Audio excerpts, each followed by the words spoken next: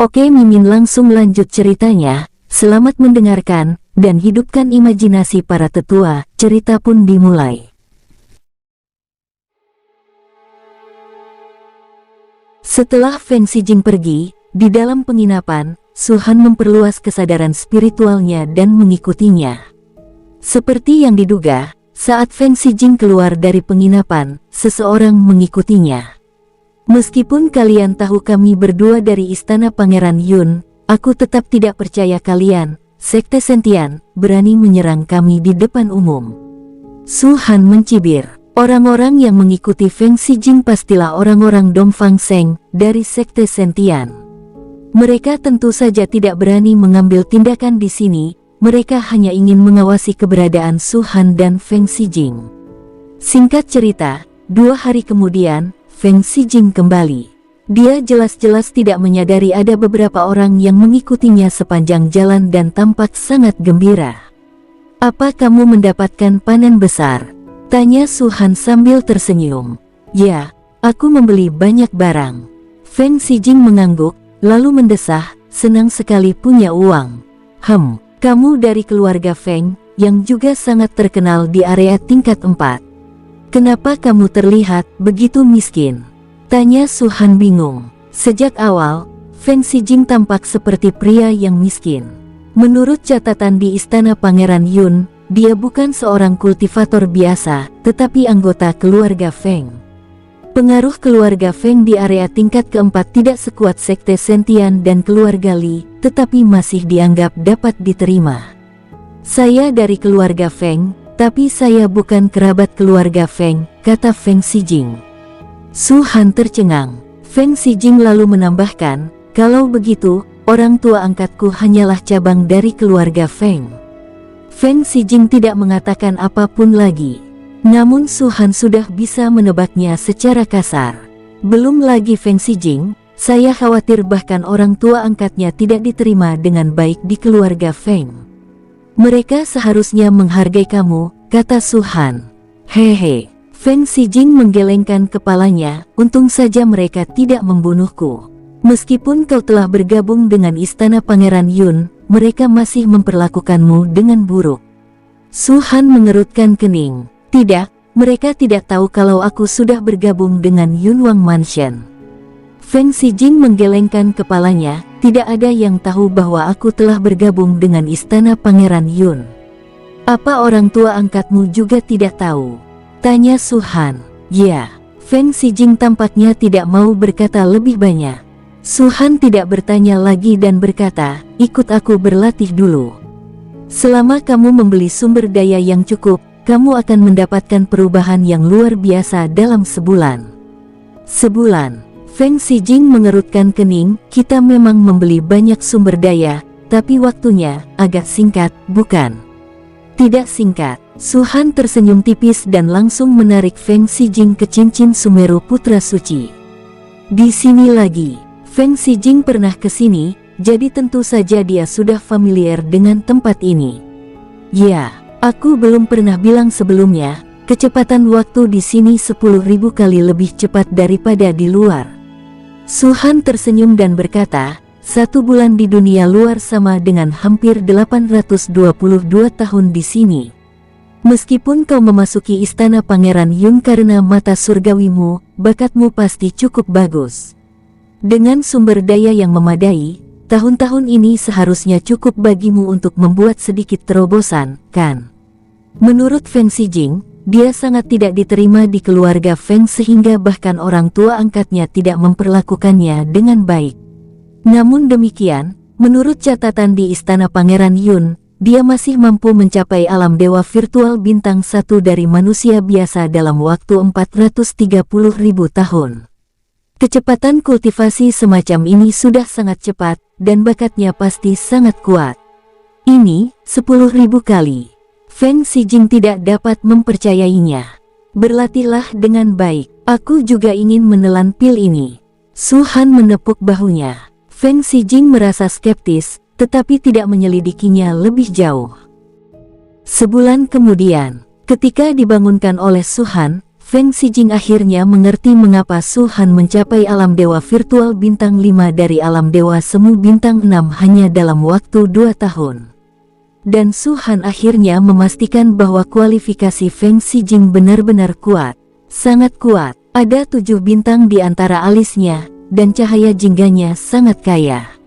Selama lebih dari 800 tahun, dengan sumber daya yang memadai, ia telah bangkit dari alam dewa virtual bintang 2 ke puncak alam bintang 7. Hanya selangkah lagi untuk menjadi dewa sejati. Ini adalah orang pertama yang dilatih Su Han sejak memasuki domain bintang atas ini. Dia menyegel Xijing, dan memang tidak mengecewakan Su Han. Keluar dari cincin Sumeru Putra Suci, keduanya berdiri di dalam ruangan. Sekarang, apakah kamu percaya apa yang kukatakan? Kata Su Han sambil tersenyum. Feng Xijing menarik napas dalam-dalam dan berkata, pantas saja kecepatan kultivasi Tuan Su begitu cepat. Ternyata itu karena dunia ini. Sebagian besar, kata Su Han. Terima kasih, Tuan Su. Mata Feng Xijing memerah, lalu dia berlutut di depan Su Han dengan keras. Dalam kehidupan ini, selama Tuan Su bersedia, aku, Feng, akan mengikuti jejak Tuan Su. Cepat berdiri. Su Han mengerutkan kening dan berteriak, apa yang kau lakukan? Pria tidak bersujud kepada langit dan bumi, mereka hanya menyembah orang tua mereka.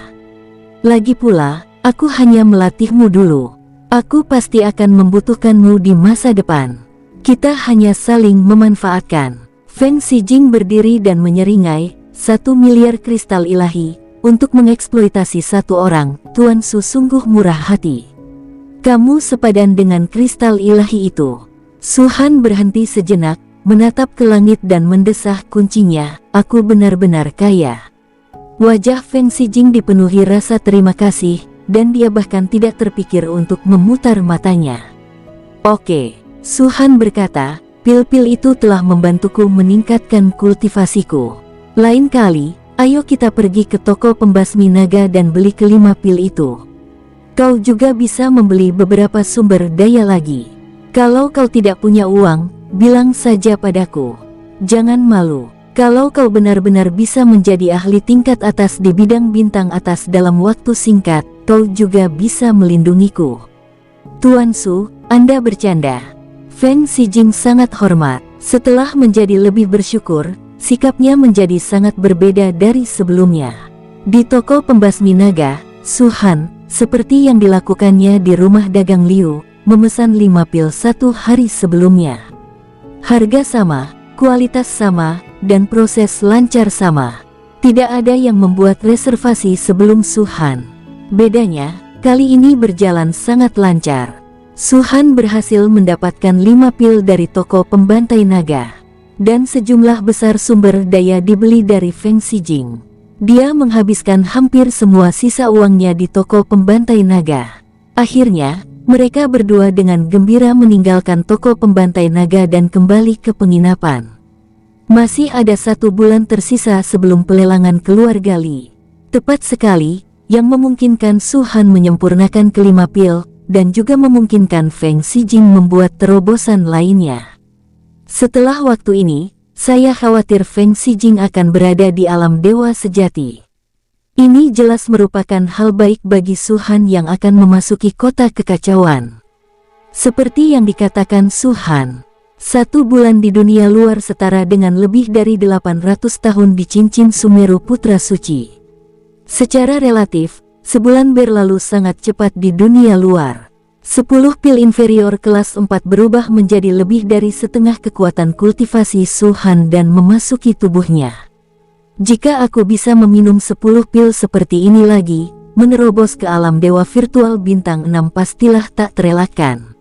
Sayangnya, sudah hilang. Setelah membuka matanya, Su Han memperluas indera spiritualnya dan menemukan Feng Xijing.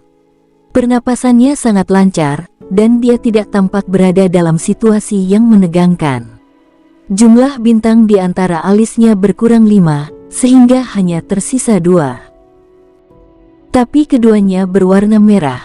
Alam dewa sejati bintang 2. Pupil mata Su Han mengecil.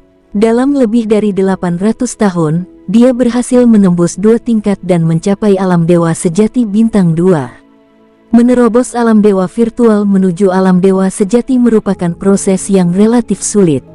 Bukan karena dibutuhkan sumber daya yang sangat besar, tetapi karena di alam dewa sejati, seseorang perlu memadatkan dewa sejati miliknya sendiri. Secara sederhana, maksudnya adalah membuat roh primordialnya benar-benar padat. Itu bukan tubuh fisik dan masih ilusi, tetapi jiwa semacam itu pada hakikat berbeda dari jiwa-jiwa lainnya.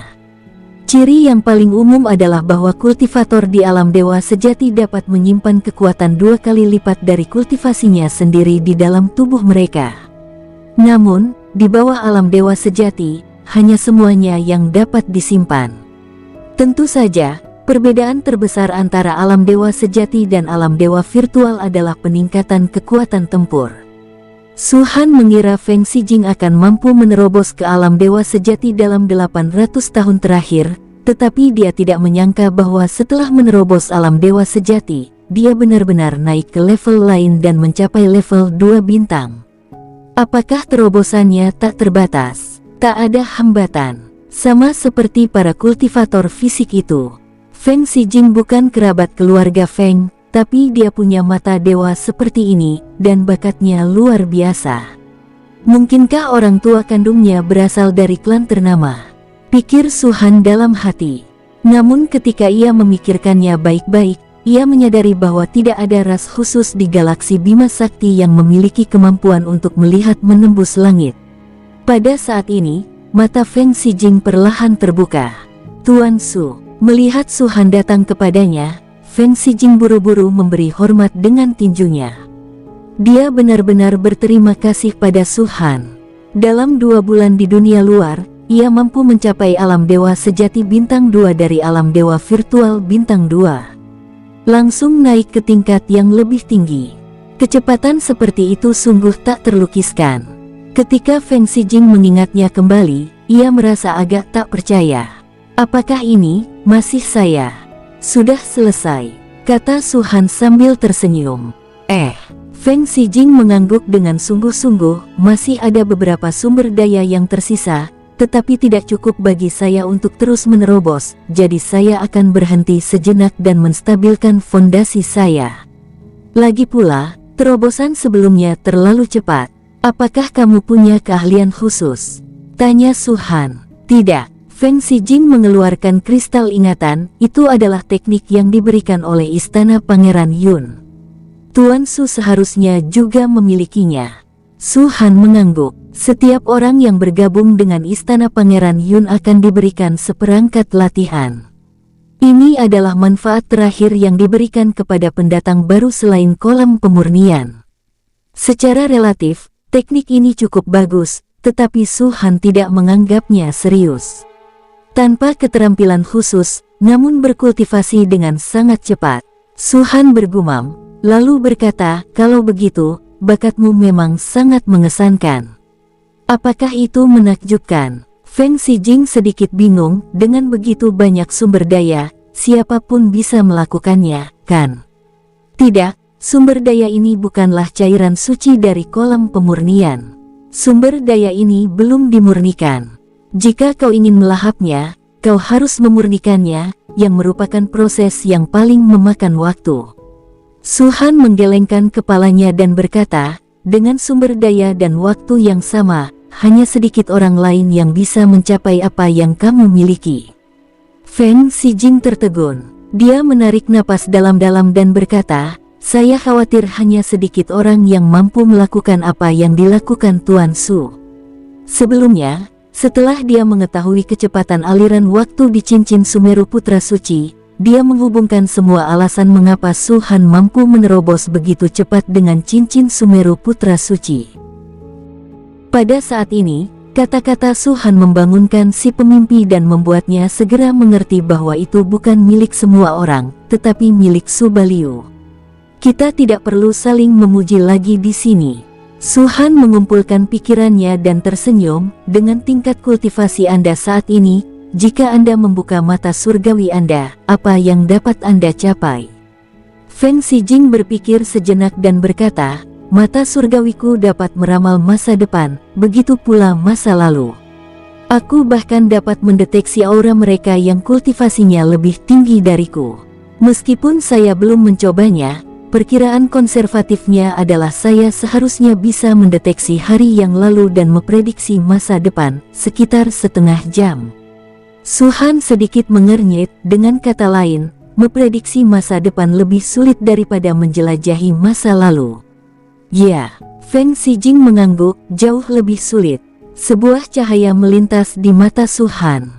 Dia tidak pernah menyangka bahwa apa yang disebut deteksi masa depan benar-benar dapat memberitahu apa yang akan terjadi di masa mendatang. Tidak seorang pun dapat mengetahui apa yang akan terjadi di masa mendatang. Tidak peduli seberapa kuatnya Anda tidak dapat melakukannya. Apa yang disebut meramalkan masa depan tidak lain hanyalah memaksakan segala sesuatu dalam prediksi untuk mengikuti lintasan yang diprediksinya. Ini agak misterius, dan Su-han tidak yakin. Ini hanya tebakannya. Mungkin justru karena itulah meramalkan masa depan lebih sulit daripada mendeteksinya di masa lalu. Bagaimanapun, apa yang terjadi di masa lalu memang telah terjadi. Bagaimana dengan merasakan napas orang lain? Tanya Su-han lagi. Saya dapat segera mendeteksi siapapun yang tingkatnya tidak lebih dari satu tingkat lebih tinggi dari saya segera setelah mereka memasuki jarak 100 mil, kata Feng Xijing. Meskipun sengaja disembunyikan, kau masih bisa mendeteksinya. Su-han sedikit terkejut. Dia tahu tentang mereka yang satu tingkat lebih tinggi, yaitu di bawah alam dewa bintang 2. Kecuali jika kau bersembunyi di dunia kecil seperti milikmu. Feng Xijing berkata, selain itu, aku seharusnya bisa merasakan semuanya, tetapi semakin tinggi tingkat kultivasi dan semakin jauh jaraknya, semakin sulit bagiku untuk menilainya. Juga, ada banyak ketidakpastian saat memprediksi masa depan. Aku mengerti. Su-han mengangguk sedikit. Di masa mendatang, level kultivasi lawan mungkin terlalu tinggi, atau mungkin ada terlalu banyak orang, dan lain sebagainya. Ini semua merupakan faktor yang tidak pasti. Mungkin karena ketidakpastian ini, lamanya waktu ia dapat memprediksi masa depan juga akan berbeda. Namun, selama Tuan Su membutuhkannya, aku bersedia menyelidikinya untuk Tuan Su, bahkan jika itu berarti mengorbankan nyawaku. Feng Xijing berbicara lagi dengan suara berat. Ekspresinya serius, lebih serius dari sebelumnya. Kamu bisa melakukannya sekarang. Su-han tersenyum tak berdaya, aku akan memanfaatkanmu, tapi aku tidak ingin kau mati, mengerti? Ya, Feng Xijing mengangguk, Tuan Su, kemana kita akan pergi selanjutnya?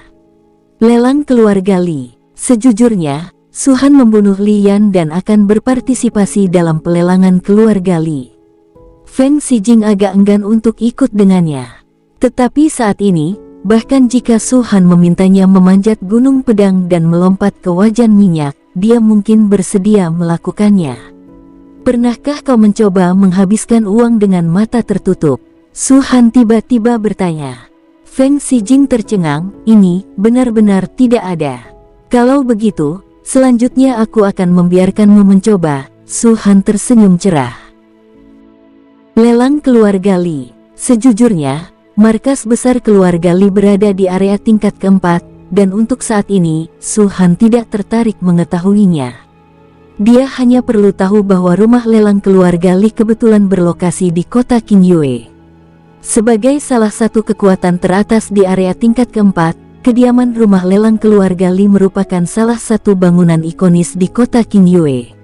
Bangunan ini bahkan lebih megah dan megah daripada toko pembunuh naga dan kamar dagang keluarga Liu.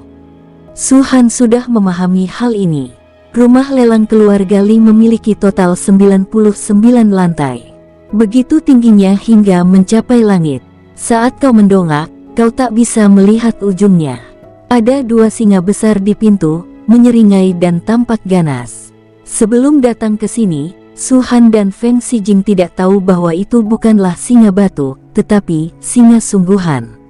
Binatang dewa tingkat 3 yang sebanding dengan alam dewa sejati, singa kirin iblis Xuanming. Seluruh tubuhnya ditutupi sisik berwarna-warni. Kecuali kepalanya, Semua bagian lainnya sangat mirip dengan kilin yang legendaris. Ukurannya sangat besar, panjangnya sekitar 100 meter, dan hanya tergeletak di sana saja membuat orang takut untuk mendekat. Melihat kedua singa iblis Xuanming ini, Su Han dan Feng Xijing tercengang. Bukankah keluarga Li dari distrik tingkat 4 terlalu sombong? Feng Xijing menyampaikan pesan, meskipun mereka adalah cabang keluarga Li di distrik tingkat 6, pasukan seperti toko pembasmi naga dan kamar dagang Liu tidak memiliki binatang dewa sungguhan yang dipamerkan di kota. Namun, mereka begitu tidak bermoral. Aku juga tidak menyangka. Su Han menyentuh hidungnya. Mereka berdua benar-benar terkejut. Jika Starry Sky Trading Company seperti ini, itu tidak mengherankan. Tetapi keluarga Li, bagaimanapun juga, hanyalah kekuatan di distrik tingkat keempat. Bahkan raksasa teratas di area level kelima dan keenam mungkin tidak akan melakukan ini, kan? Dari titik ini, kita bisa melihat seperti apa temperamen keluarga Li. Feng Xijing menatap Su Han dan berkata, Tuan Su, kita harus berhati-hati. Tidak masalah. Su Han melambaikan tangannya, kami dari Istana Yunwang. Kalau kami menyembunyikan identitas, lain cerita. Tapi kami datang ke sini dengan cara yang begitu agung. Tahu bahwa kami dari Istana Yunwang, meskipun keluarga Li sombong, mereka tidak berani menyerang kami secara terbuka. Itu benar, kata Feng Xijing.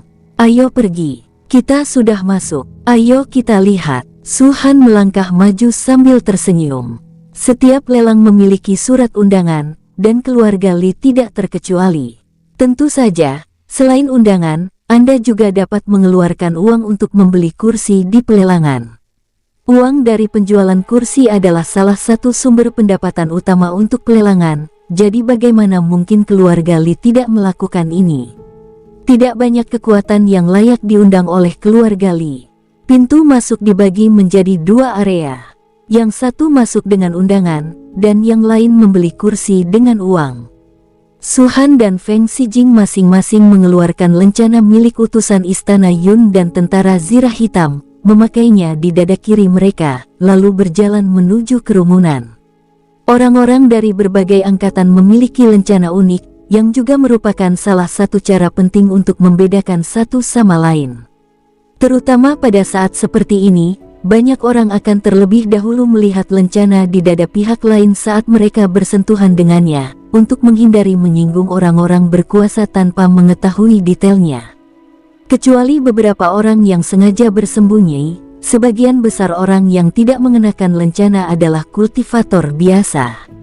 Su Han dan Feng Xijing berjalan maju, dan tidak banyak orang yang memperhatikan mereka pada awalnya. Namun akhirnya, ada seseorang yang bermata tajam dan melihat lencana di dada kedua pria itu sekilas. Orang-orang dari Istana Pangeran Yun. Tentara lapis baja hitam dan utusan istana. Salam, Tuan. Setelah melihat lencana itu dengan jelas, seseorang segera mengepalkan tinjunya ke arah Su Han. Itu bukan formalitas sebenarnya, tetapi tetap sangat sopan. Su Han juga mengepalkan tinjunya dan tersenyum. Begitu orang ini selesai berbicara, banyak mata langsung tertuju pada Su Han. Setelah melihat penampilan Su Han dengan jelas, selain sebagian besar kata-kata sopan, beberapa suara berbeda terdengar. Apakah itu dia? Namanya Su Baliu. Ya, itu dia. Saat aku ikut lomba pernikahan Pavilion Yuking, aku melihatnya dengan mata kepalaku sendiri. Dialah yang membunuh Putri Lian. Tuan Lian adalah salah satu jenius terbaik keluarga Li. Beraninya Su Baliu datang ke pelelangan keluarga Li jika dia membunuhnya. Betapa berani dan gagahnya. Mungkinkah dia tidak tahu bahwa lelang ini diadakan oleh keluarga Li? Omong kosong. Di area level 4, kamu tidak tahu tentang keluarga Li. Bagaimana mungkin?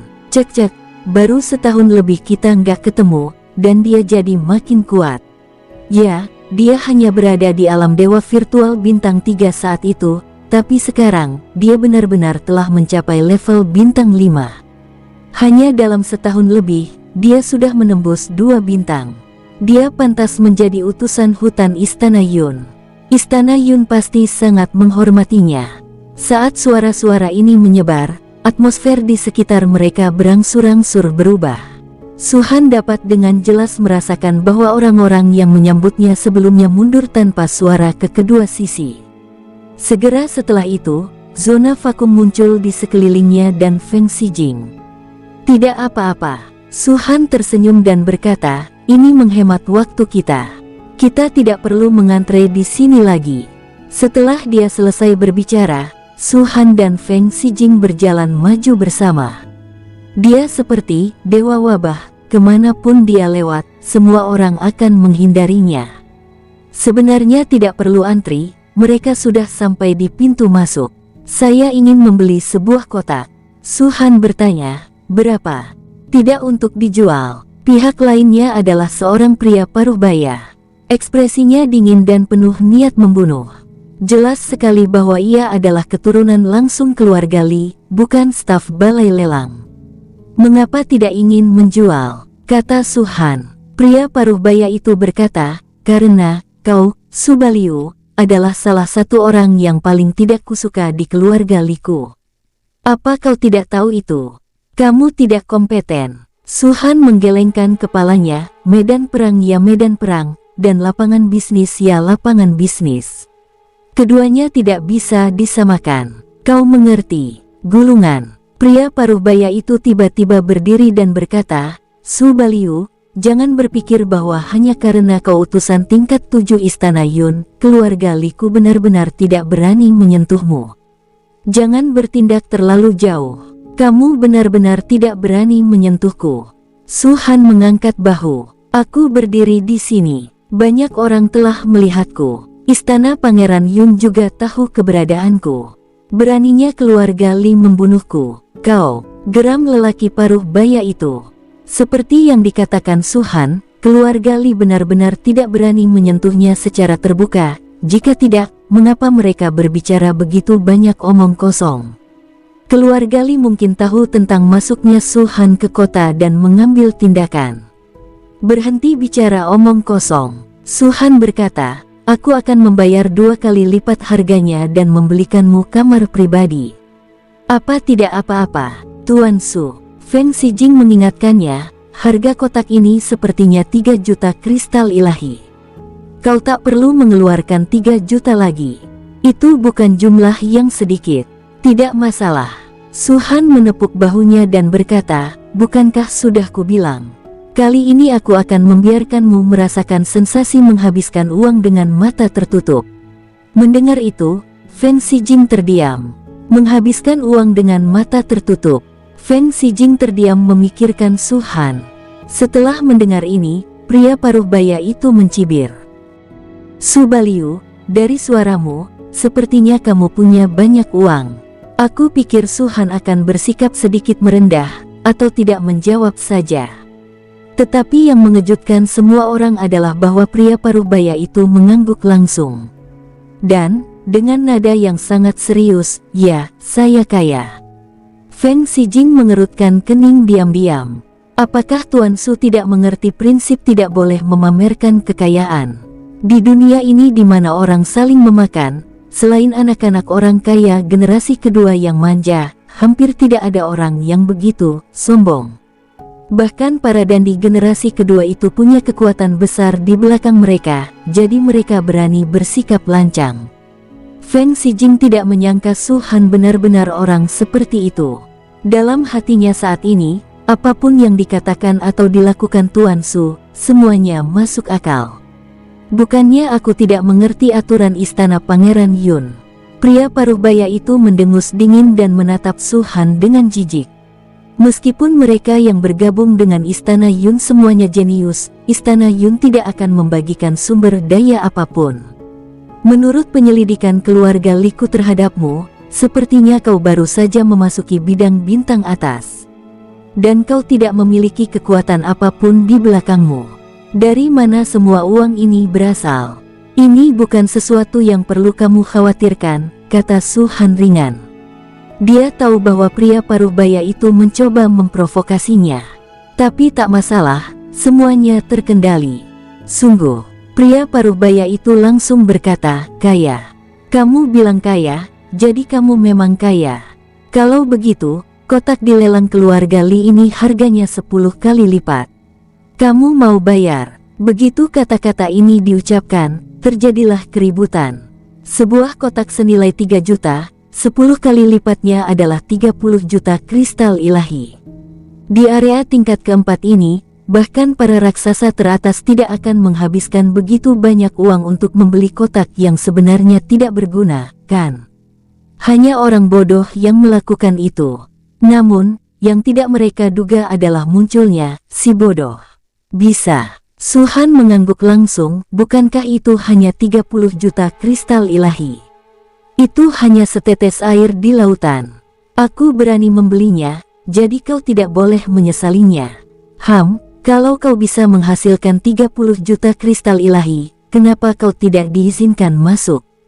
Kata pria paruh baya itu dengan nada meremehkan.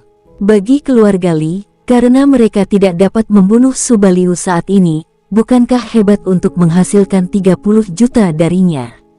Kalau dia benar-benar masuk dan menimbulkan masalah di pelelangan itu, keluarga Li pasti punya alasan kuat untuk menentangnya. Jika perlu, Anda bisa membunuhnya langsung untuk membalaskan dendam Lian. Ini adalah 300 kristal unsur, yang setara dengan 30 juta kristal ilahi. Su-han melemparkan kristal unsur itu ke hadapan pria paruh baya itu dan berkata, "Kenapa kau masih berdiri di sana? Kau bahkan tidak tahu apa itu kristal unsur. Apa pengetahuanmu sebatas ini untuk seseorang dari keluarga Li?" Kentut. Pria paruh baya itu meraih kristal-kristal unsur dan berkata, "Ayo pergi. Jangan menghalangi jalan." Su-han tersenyum, mengedipkan mata pada Feng Xijing, lalu berjalan memasuki rumah lelang di bawah tatapan pedih Feng Xijing. Seperti tempat lain, balai lelang juga berada di bawah tanah. Adapun untuk apa 99 lantai di atas tanah itu digunakan, Su-han tidak tahu dan tidak tertarik untuk mengetahuinya. Meskipun balai lelang berada di bawah tanah, suasananya tidak gelap. Banyak mutiara berkilauan di sekelilingnya, membuatnya tampak sangat indah dan mewah. Seorang pelayan muncul dan membawa Su-han dan Feng Xijing ke dalam kotak. Sikapnya sangat baik, lagi pula dia hanya seorang staf di sini. Meskipun dia tidak mampu menyinggung keluarga Li, dia juga tidak mampu menyinggung Su-han, jadi tentu saja dia tidak berani bertindak terlalu jauh. "Tuan Su, kotak Anda ada di sini. Kalau butuh apa-apa, panggil saja saya. Saya di luar," kata pelayan itu. "Terima kasih banyak." Su-han dengan santai melemparkan beberapa kristal ilahi. "Terima kasih, Tuan Su." Mata pelayan itu berbinar saat dia menyimpan kristal ilahi itu dan kemudian mundur dengan hati-hati. "Tuan Su, bukankah ini terlalu boros?" Feng Xijing akhirnya menemukan kesempatan untuk berbicara. "Tentu saja, yang kumaksud bukan kristal-kristal ilahi itu, melainkan kotak ini. Kita cuma berdua, kita bisa duduk di mana saja. Kenapa harus beli kamar pribadi? Aku kasihan sama 3 juta, tapi kamu malah buang 30 juta. Ini nggak seharusnya. Pertama-tama, ruangan pribadi ini tenang, menyediakan buah-buahan dan anggur berkualitas, tidak terlalu ramai, dan dilayani oleh wanita-wanita cantik." Su-han melirik Feng Xijing, dan dalam tatapan Feng Xijing yang tak bisa berkata-kata, ia berkata, "Kedua, keluarga Li sudah tahu identitas kita dan jelas-jelas ingin mempermalukan kita. Bahkan jika kita membeli 2 kursi biasa, mereka akan meminta 30 juta. Kau percaya?" Feng Xijing tertegun. "Ini bukan hal sekunder, ini sebenarnya hal yang paling penting. 30 juta kristal ilahi tidak ada apa-apanya bagiku. Itu hanya beberapa ratus kristal elemen. Tapi keluarga Li akan melelang banyak sumber daya untuk kultivasi di lelang ini. Itu akan berguna untukmu dan aku juga." Su-han menambahkan, "Bagi kami, waktu adalah hal terpenting yang tidak boleh disia-siakan. Apakah kamu mengerti maksudku?" Feng Xijing tentu saja mengerti. Aliran waktu di cincin Sumeru Putra Suci dapat dipercepat 10.000 kali lipat. Selama ada sumber daya, seseorang dapat berlatih dengan cepat di dalamnya. Namun, sumber daya tidak selalu tersedia untuk dijual. Misalnya, kamar dagang Liu dan toko pembasmi naga, meskipun mereka adalah kekuatan seperti mereka, hanya menjual beberapa pil kelas 4 sesekali. Sangat sulit untuk mendapatkan kesempatan seperti lelang keluarga Li, bagaimana saya bisa melewatkannya? Tentu saja, prasyaratnya adalah punya uang.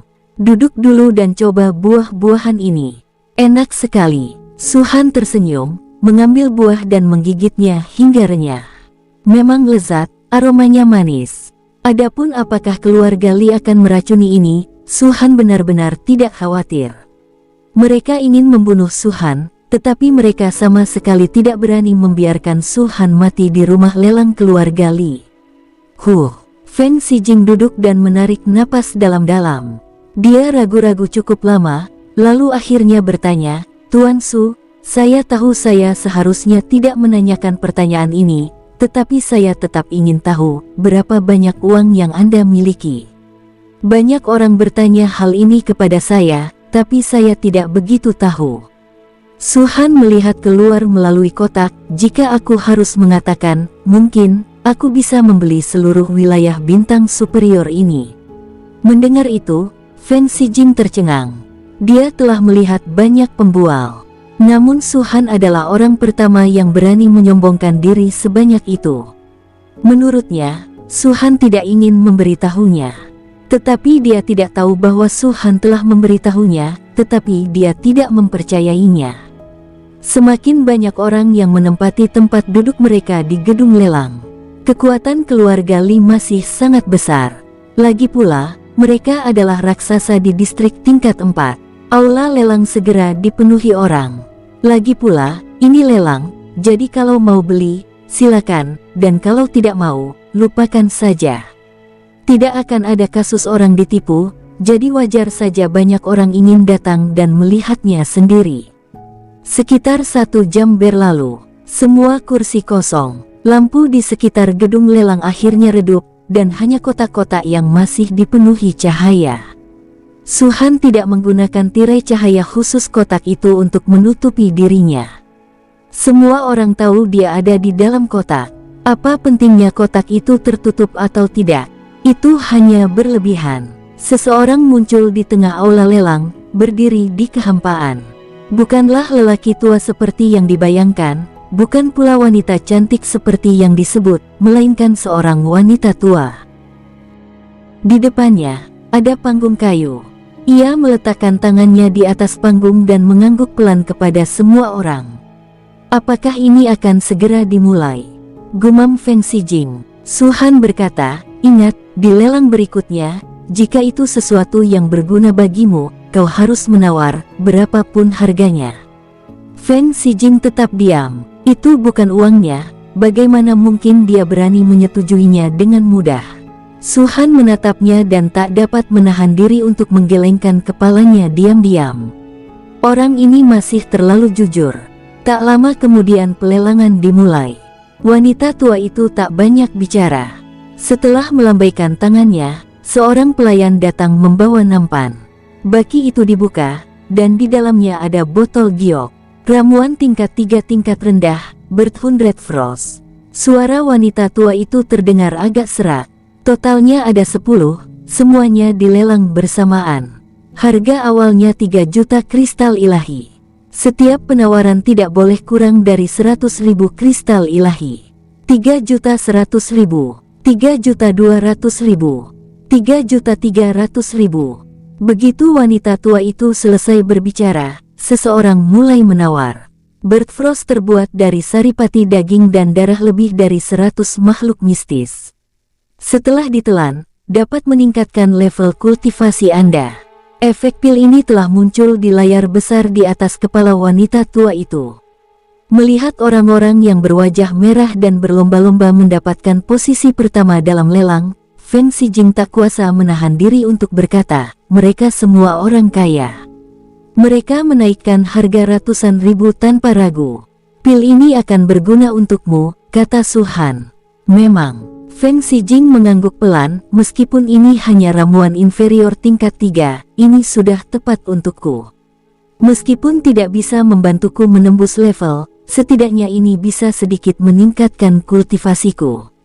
Kalau begitu, tawarlah, kata Su Han. Mulut Feng Xijing berkedut. Lupakan saja. Karena Tuan Su bersikeras menghadiri lelang ini, dia pasti punya sesuatu yang kau butuhkan.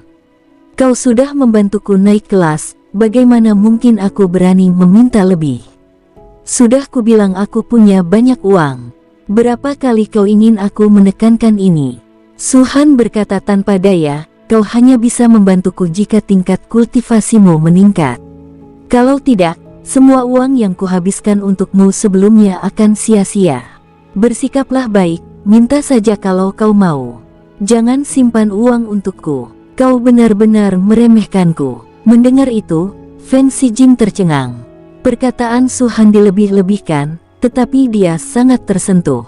Sejak ia lahir hingga sekarang, baru kali ini ada orang yang memperlakukannya dengan begitu baik. Terbiasa dengan tatapan dingin dan lirikan sarkastis, kehangatan yang tiba-tiba ini benar-benar membuatnya merasa tidak nyaman dan rumit. Cepat, teriaklah.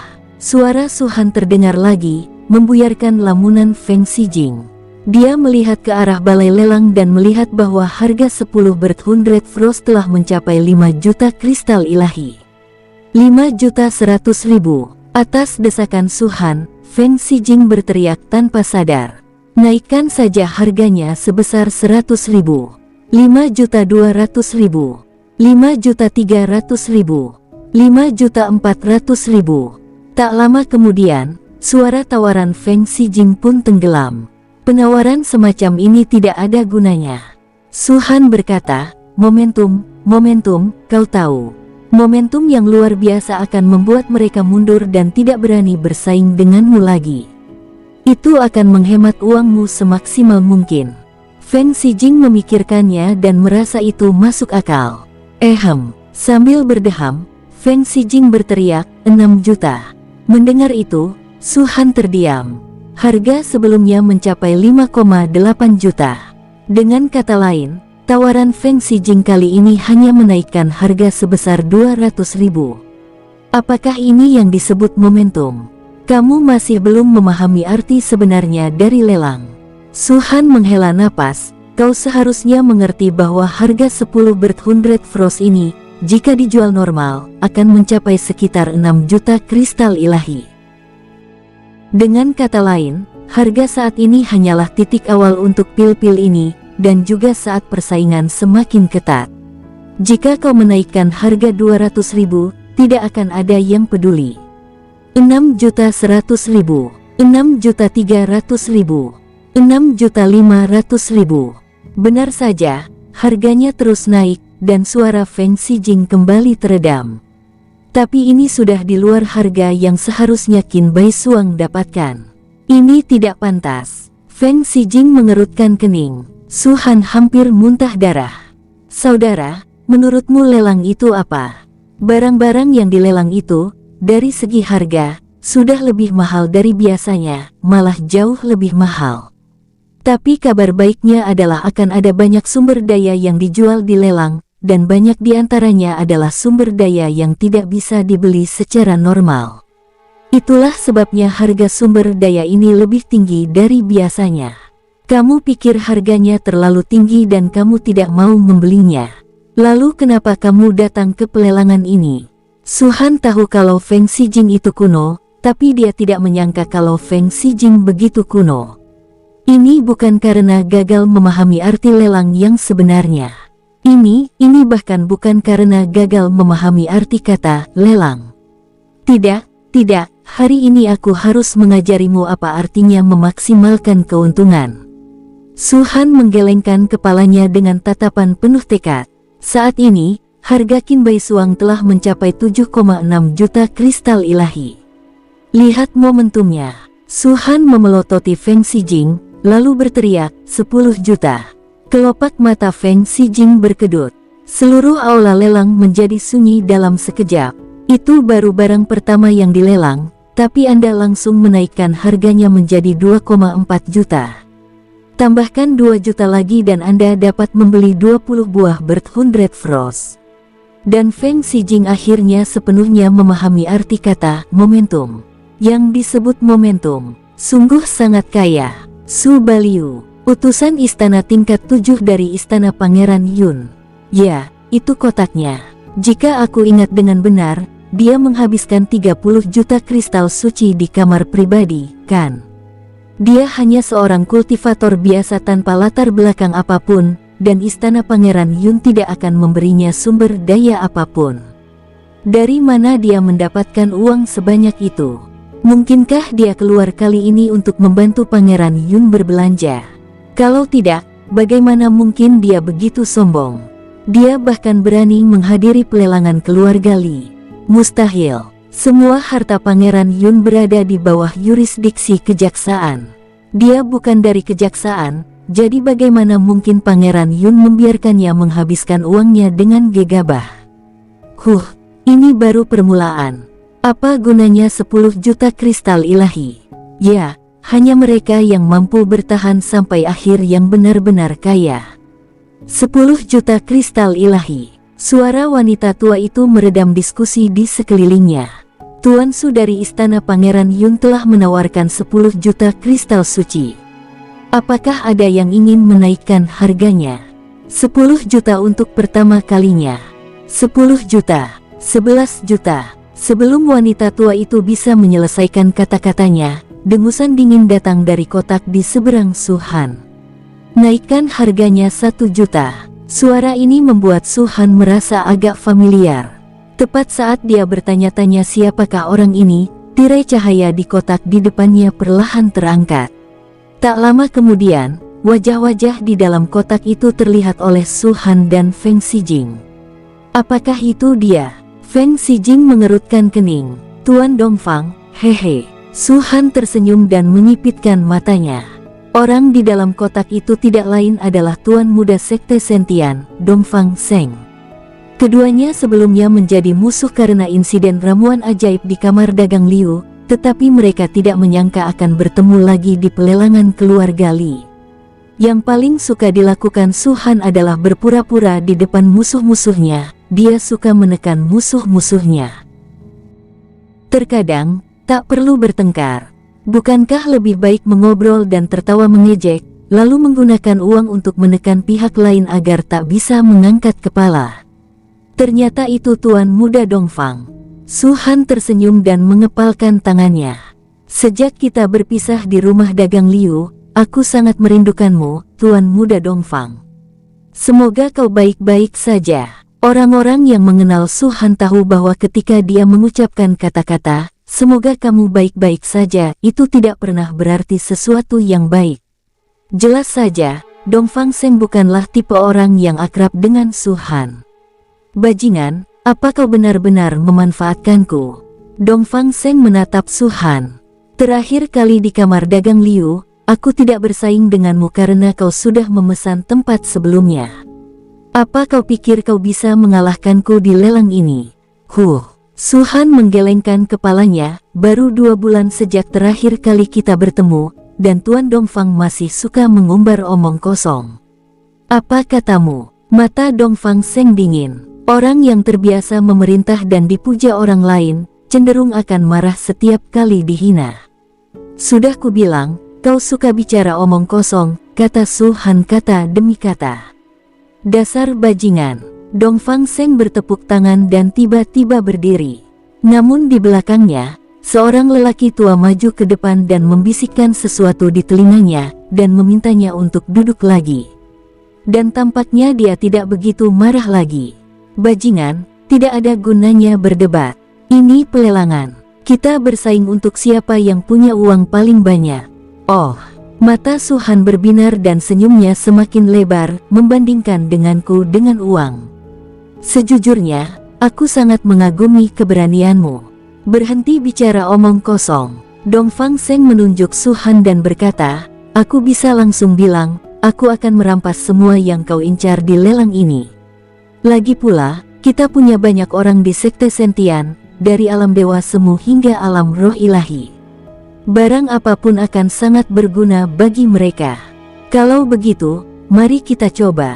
Su-han mengangkat bahu. Coba saja, Siapa takut?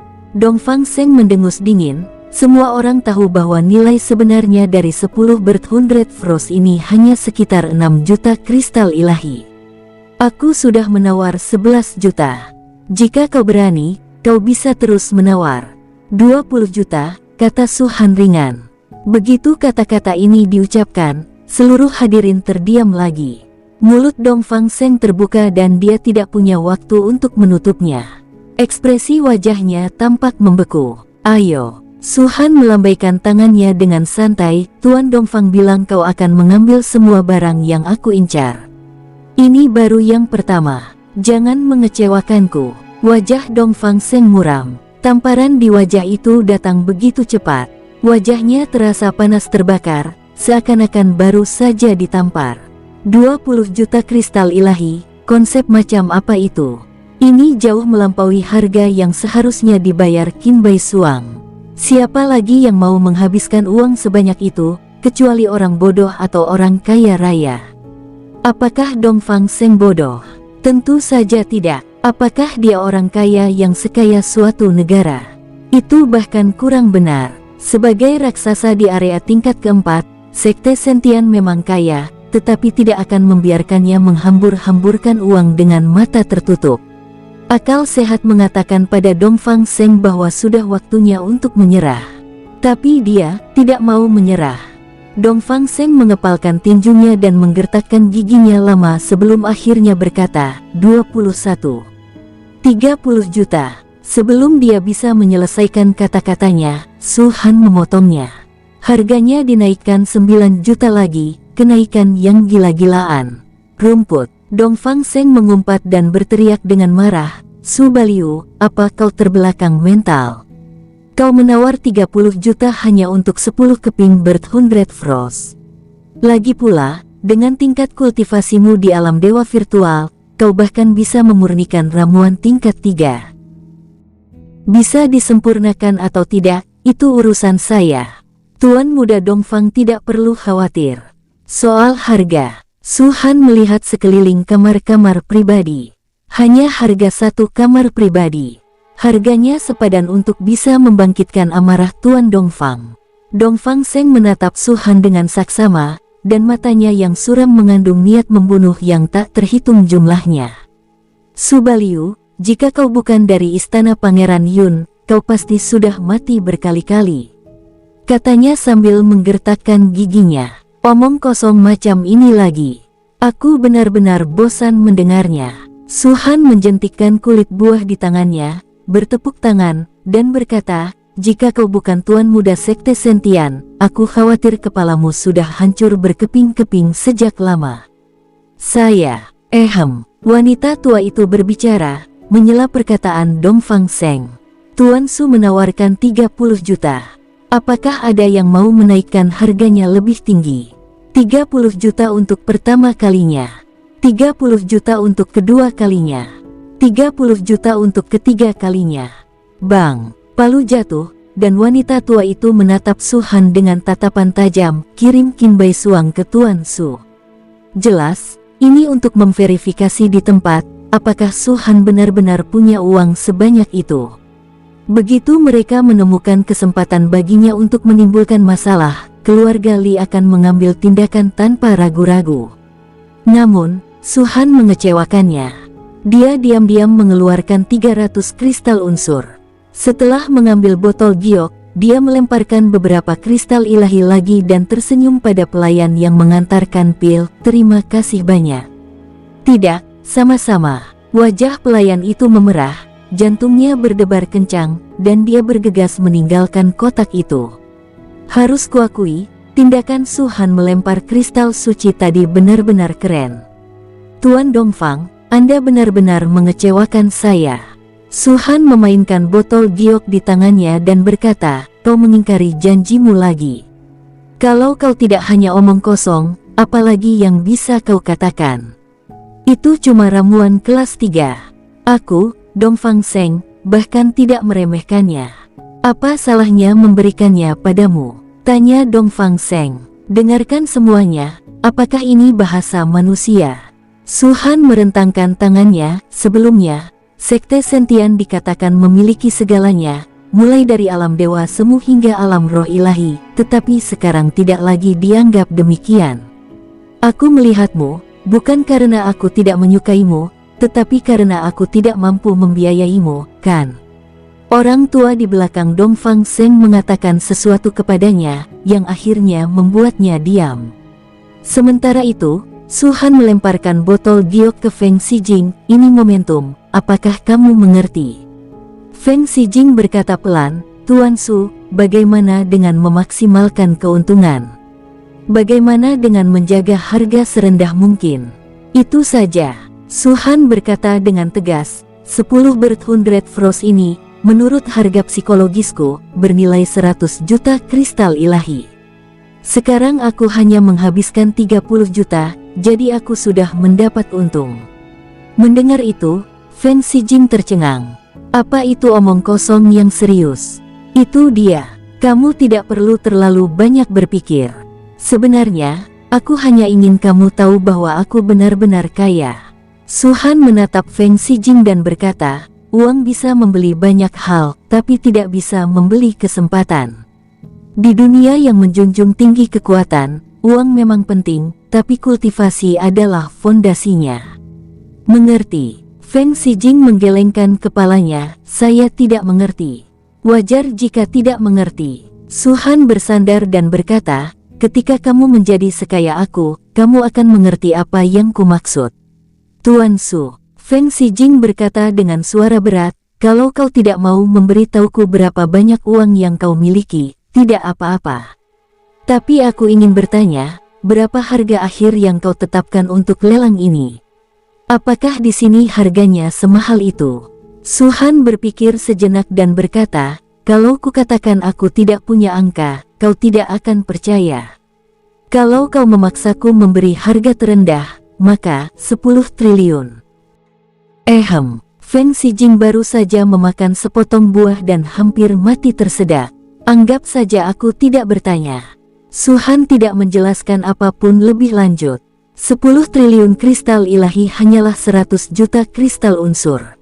Dia hanya mengambil segenggam saja dan itu cukup untuk dibelanjakan. Berikutnya seorang pembantu mempersembahkan barang lelang yang kedua. Itu bukan ramuan ajaib, tetapi sejenis bahan obat. Mutiara ajaib 3 daun. Butuh waktu 3000 tahun untuk berbunga, 3000 tahun untuk berbuah, dan 3000 tahun untuk matang. Dapat ditelan langsung, dan efeknya setara atau bahkan lebih baik daripada ramuan, dan sebanding dengan ramuan unggul tingkat 3. Totalnya ada 6 buah, cukup banyak. Lagi pula, bahan obat khusus seperti mutiara ajaib 3 daun masih sangat langka. Keluarga Li memang punya beberapa trik tersembunyi. Ini akan tetap menjadi lelang terpadu, dengan harga awal 8 juta kristal suci, dan setiap kenaikan tawaran tidak boleh kurang dari 100.000. Feng Xijing jelas sangat khawatir tentang hal ini. Tetapi setelah mendengar harga cadangan 8 juta, cahaya di matanya segera meredup. Harga transaksi akhir barang pada lelang umumnya setidaknya 2 kali lipat harga cadangan. 6 manik ajaib 3 daun ini harganya setidaknya 16 juta hingga 20 juta yuan, yang merupakan jumlah yang sangat besar baginya. Su Han tentu saja menyadari perubahan ekspresinya dan tak kuasa menahan diri untuk berkata, kau mau menawar, itu saja. Apa kau mengabaikan kata-kataku? Tunggu sebentar, kata Feng Xijing. Su Han menarik pandangannya dan berhenti berbicara. Yang menarik perhatiannya adalah Dongfang Seng tampaknya sangat tertarik pada 6 manik ajaib 3 daun ini. Saat dia berbicara dengan Feng Xijing, Dongfang Seng telah menyebutkan harganya 3 kali, sehingga harga mutiara ilahi 3 daun menjadi lebih dari 10 juta. 11 juta, 11 juta setengah, 12 juta, 14 juta. Kalimat terakhir diteriakkan oleh Dongfang Seng. Yang membuat Su Han merasa lebih konyol adalah setiap kali dia berteriak, Dongfang Seng menatapnya dengan provokatif. Tak lama kemudian, harga mutiara ilahi 3 daun melampaui 16 juta. Apalagi, jumlahnya masih terus meningkat. 20 juta, teriak Timur lagi. Setelah selesai berteriak, dia menatap Su Han lagi dan berkata, "Su Baliu, kenapa kau diam saja? Apa kau kehabisan uang? Atau kau tidak bisa memurnikan manik-manik Dewa Tiga Daun ini?" Setiap kata bersifat sarkastis dan setiap kalimat bersifat mengejek. Dongfang Seng benar-benar menggunakan cara menghina orang secara maksimal. Dia menertawakanku. Su Han memandang Feng Xijing, "Menurutmu apa yang harus kita lakukan?" Feng Xijing tertegun sejenak, lalu berkata, "Bunuh saja dia." Mendengar itu, Su Han tercengang. "Jangan berkelahi terus-terusan seharian. Nggak baik kalau tanganmu banyak darah." Su Han mengingatkannya lagi, "Ini adalah pelelangan, tempat untuk menghabiskan uang, mengerti? Yang dimaksud Tuan Su adalah menawar. Kamu akhirnya mengerti." Su Han melambaikan tangannya, "Aku ingin melihatnya marah." "Kau boleh berteriak sesukamu, asalkan itu membuatnya marah. Lebih baik dia marah sampai mati. Kalau begitu, biar aku coba." Feng Xijing mengerutkan bibirnya, 21 juta. Hahaha. Begitu kata-kata itu diucapkan, tawa keras terdengar dari Dongfang Seng. Su Baliu, hanya ini yang bisa kau lakukan. Sebelumnya, kau selalu menaikkan harga hampir 10 juta, tapi kali ini, kau hanya menaikkannya 1 juta. Mungkinkah mutiara ilahi 3 daun ini tidak sebagus Qin Bai Suang? Wajah Su Han gelap saat dia menatap Feng Xijing. Wajahnya yang sudah gelap tampak sangat malu saat ini. 25 juta. Dongfang Seng mendengus dingin. 20.